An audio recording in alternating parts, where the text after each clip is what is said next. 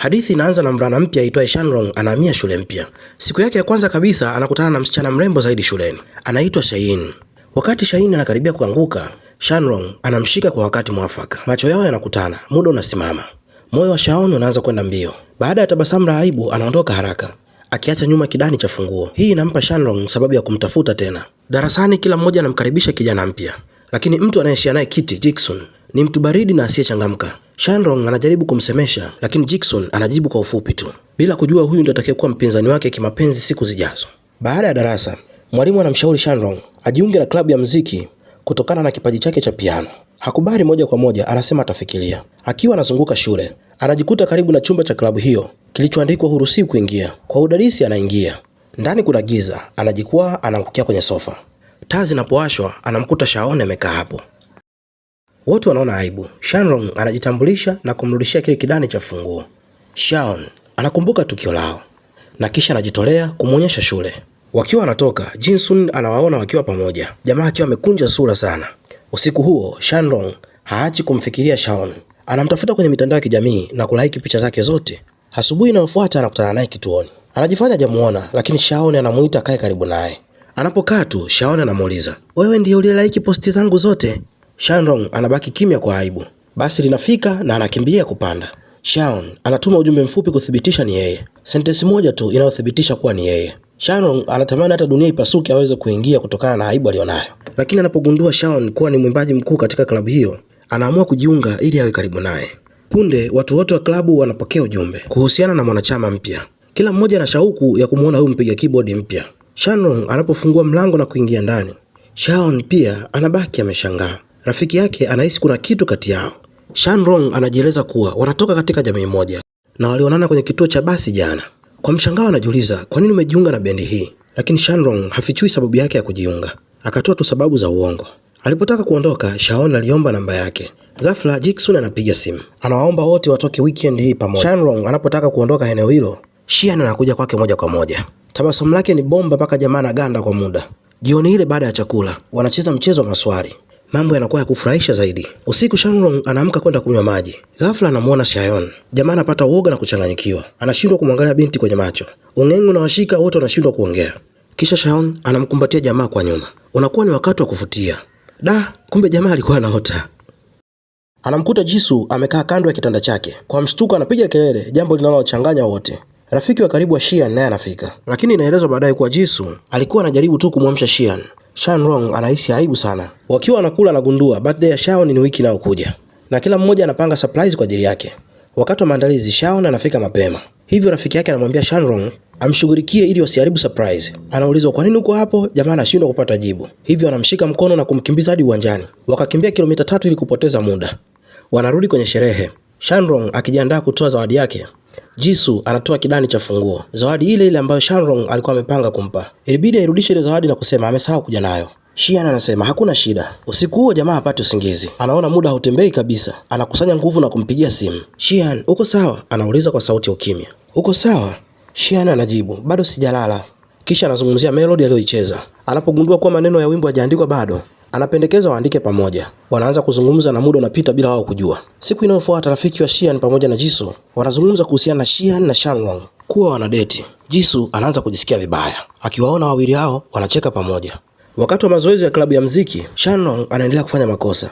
Na Jisoo ambaye tayari ana msongo wa mawazo anapandwa na hasira na anatoka nje kwa ghadhabu na mudi ya grupu zima inakata. Xian anamfuata Jisoo kuzungumza, na hapo ndipo anafungua moyo wake. Anahisi anampoteza Xian kwa sababu ya Shanrong. Hivyo jamaa anaamua kumwambia kuwa anampenda. Baadaye mambo yanarudi kama kawaida mbele ya wengine, lakini Jisoo anamuomba Xian ampe jibu la hisia zake.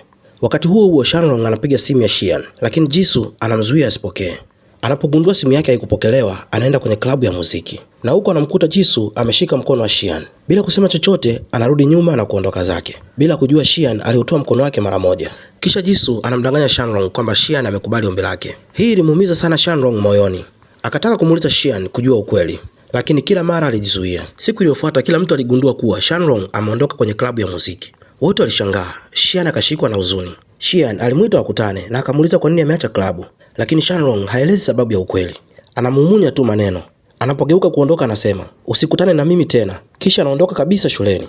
na mawasiliano yao yanakatika. Miaka miwili baadaye, Shanrong anafanya kazi ya part time kwenye duka fulani. Anaangalia orodha, anakutana na jina analolifahamu, Xian. Anajiuliza kama ni bahati tu, lakini ghafla mlango unafunguka na hapo yupo amesimama mbele yake. Mara tu alipomuona, moyo wake ukaanza kupiga kwa kasi tena, lakini Xian anatabasamu kama zamani, kana kwamba muda haujawahi kupita kati yao. Wakati wa darasa, Xian aliendelea kumtazama mara kwa mara. Baada ya darasa, anamwalika watembee pamoja. Wanatembea wakizungumza kuhusiana na maisha yao. Kabla ya kuagana, Shanrong anataka kuomba namba. Ung'eng'e unamshika, anashindwa kusema. Xian anaelewa, anamwekea simu yake mkononi ili ahifadhi namba yake. Mara tu anapoiweka, simu kutoka kwa Jisoo inaingia. Xian anaikata mara moja na badala yake anampigia Shanrong. Usiku huo, Shanrong anamwona Xian akiwa live mtandaoni. Anapogundua kuwa atafundisha darasa kwenye duka lile lile weekend, anabadili shift ili awepo. Katika duka hilo, jamaa amekaa kwa utulivu, akimsubiri Shaon kwa hamu sana kutoka chini ya moyo wake. Kila mlango unapofunguka, macho yake yanakimbilia pale. Hata mwenye duka anagundua jamaa alivyo na wasiwasi. Na vile kila wakati jamaa anacheki saa yake. Kwa aibu kidogo, anasingizia kwa duka lina joto sana na anaenda kusimama mlangoni kumsubiri. Wakati wa darasa, mwenye duka anasema haoni vizuri sindano. Hivyo Shanrong anakaa karibu na Xian kwenda kumsaidia. Anamshika mkono kwa upole kumwelekeza. Hii inamfanya Shaon awe na wasiwasi kidogo na hata kujeruhi mkono wake kwa bahati mbaya. Mwenye duka anaangalia kila kitu kimya kimya. Baada ya darasa, Shanrong anataka kumwalika kwenye chakula cha jioni, lakini Xian anasema tayari ana mipango mingine. Shanrong anahisi huzuni kidogo. Siku inayofuata, akiwa tayari kukutana naye, anamwona Xian akiwa karibu na kijana mwingine, na huyo si mwingine bali ni Jikson, jamaa yule yule aliyemdanganya miaka miwili iliyopita, akisema kuwa Xian alimkubalia ombi lake. Moyo wa Shanrong unavunjika tena, kwa sababu alikuwa amepanga kumweleza hisia zake siku hiyo, lakini sasa anahisi kila kitu kimebadilika. Alimtumia ujumbe kughairi chakula cha jioni. Xian anausoma na kuonekana kusikitika. Wakati huo Jisoo anatoka studio na kumwalika Xian chakula cha jioni. Baada ya kunywa kidogo, anauliza kwa nini alimkataa miaka miwili iliyopita, na anamwambia kuwa hisia zake bado hazijabadilika. Lakini Xian anajibu kwa utulivu kuwa alimuona kama rafiki. Upande mwingine, Shanrong anakunywa na marafiki zake, akijaribu kusahau maumivu. Marafiki wanamwambia nenda kaseme ukweli, lakini anaogopa kuwa atakataliwa na urafiki wao utakufa kabisa. Siku inayofuata, akiwa anasafisha vitu vyake, Shanrong anakutana na daftari lake la zamani. Ndani kuna mashairi ambao alikuwa ameandika yeye na Xian. Hii inamgusa moyo wake tena. Alienda studio akiwa na rafiki yake na aliamua kurekodi wimbo huo. Jamaa akiwa anaimba kwa hisia zote, hatambui kuwa Xian yuko nje anamsubiri. Alipotoka nje, macho yao yakaonana. Wanaenda bako pamoja kunywa kwa utulivu. Shanrong anauliza, "Umenipataje?" Anapotambua kuwa Jisoo ndiye aliyemwambia, kidogo anajihisi vibaya. Baada ya kusita kidogo, anauliza kuhusu uhusiano wake yeye na Jisoo. Na hapo ndipo anapogundua kuwa yote yalikuwa ni kutokuelewana tu. Kisha Xian anauliza kawaida, "Una mpenzi?" Shanrong anapata aibu na kukaa kimya. Baada ya chakula, anapomsindikiza nyumbani na kuanza kuondoka, Xian anamzuia kwa upole kutokea nyuma. Siku inayofuata wanarudi studio tena.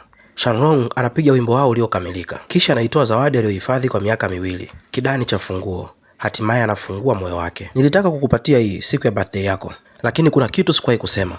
Nakupenda." Xian anatabasamu kwa upole kisha anauliza, "Tokea lini?" "Tangu mara ya kwanza nilipokuona hadi leo." Xian anasema, "Mimi pia nakupenda." Na kwa maneno hayo, hadithi yao nzuri ya mapenzi inaishia hapo. Hadithi hii inatufunza vitu vingi sana. Mawasiliano ni muhimu sana. Usiamini kila kitu bila kuthibitisha. Hofu inaweza kukuchelewesha kufikia kile unachotaka. Hisia za kweli hudumu hata baada ya muda. Subira na muda huleta majibu ya ukweli. Uaminifu ni msingi mkuu wa mahusiano. Kuwa mkweli, sema hisia zako mapema, na usiruhusu hofu kutokuelewana kuharibu nafasi nzuri maishani. Na hapa ndo mwisho wa simulizi zetu kwa leo. Usiache kusubscribe, acha comment, like na ushare. Mungu akujalie heri ewe shabiki yetu. Tuonane wakati mwingine. Bye.